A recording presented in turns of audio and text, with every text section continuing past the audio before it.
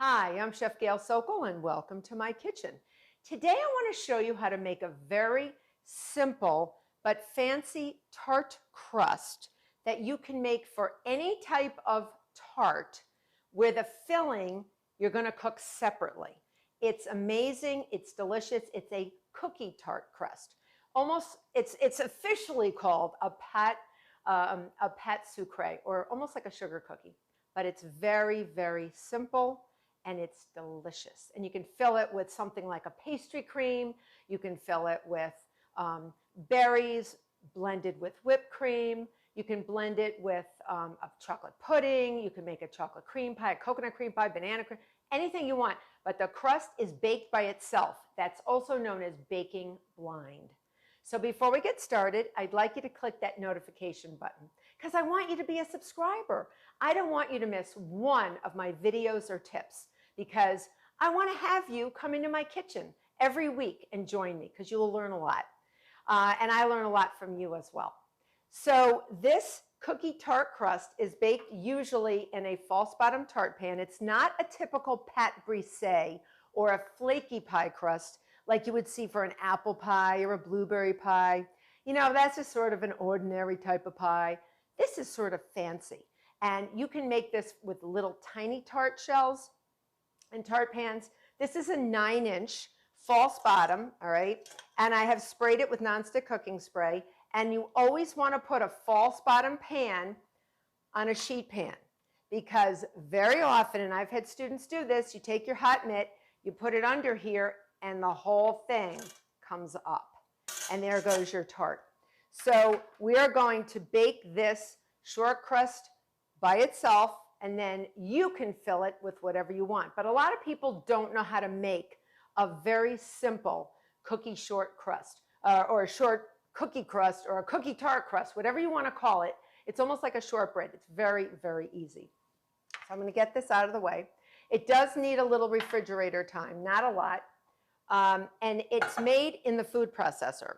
So it has very few ingredients. I have 1.5 cups of all-purpose flour in my food processor, a 1/4 cup of granulated sugar, and then we're just going to pulse this until it's blended.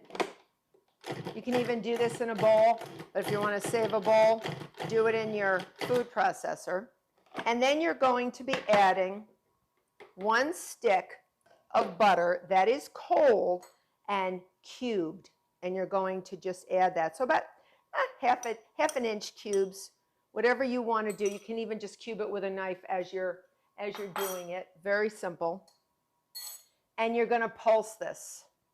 All right, you're going to pulse this until the butter is sort of pea-sized. All right, just sort of pulse it, pulse it, pulse it, pulse it. Very similar to a pâte brisée, but there's a few ingredients in here that enrich it. First is sugar. You never find sugar in a flaky pie crust. Almost never. So I'm going to take 2 tablespoons of heavy cream, and I have 1 egg yolk, not the white, just the yolk. That's what actually enriches it. The heavy cream enriches it. It just adds to the fattiness of the crust. So I'm going to mix those together, and I'm just going to pour them in here. And what's happening is you're going to create this, in a way, sugar cookie dough. We're going to chill it for a little while, and then when we roll it out, it's going to be not flaky, it's going to be tender, and that's what we want. So whatever we make, it's going to be nice and tender for our filling. Now, I always have a few extra tablespoons of heavy cream nearby. Very often, it'll be very crumbly, and I need to add a little bit more. You don't want to add water. Water will create gluten, and gluten creates toughness, and we don't want that. So we want this crisp. We're going to bake it in that false bottom 9-inch tart pan, and you're just going to pulse this until it sort of forms wet crumbs, and I can see we're probably going to need some extra cream, and that's okay if you do. Let me show you what that looks like. So I always have a bowl nearby. I always have a big bowl nearby, all right? And then I'm just going to dump, for lack of a better word, my crumbly dough in here, and you don't know if it's going to need more cream just yet. I'll show you what I use as a guide. So you're going to take your hand, it's like you're at the beach. Can I squeeze this thing and does it hold together?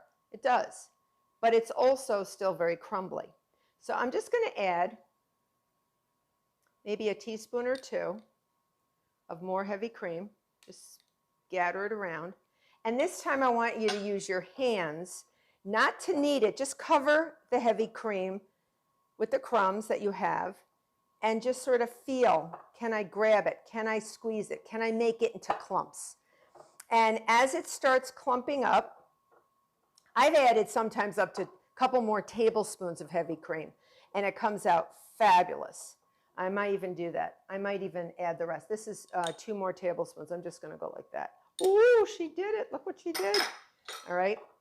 No harm, no foul. Nothing's going to happen, but I'm feeling it with my hands that know what I'm looking for. So I'm just crumbling it, but I feel now they're wetter crumbs. I like that better. Okay. So feel it, and you can see it actually sticks and doesn't really crumble as much. I can just drop it and it's still a clump. So what I'm going to do is I'm going to give this a little rest. We've been sort of mashing it a little bit and mixing it. So we do want the gluten to relax, whatever gluten we did form. There is a little water and heavy cream. And we're going to put it in a piece of plastic wrap. And again, you're going to say, oh, it looks like crumbs, but watch. I'm going to shape it into what I want.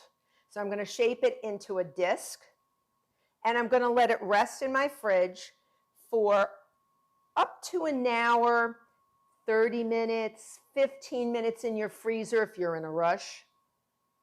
You never know when you're going to be in a rush for a tart. So I'm just going to get this together, and then I'm going to pretend I'm tucking a baby into bed. So we're going to sort of put the blanket over the baby, tuck the baby in, and now we're going to push. Hands. So my hands are not directly on the dough. I'm not going to warm up the butter. We don't want to warm up the butter too much.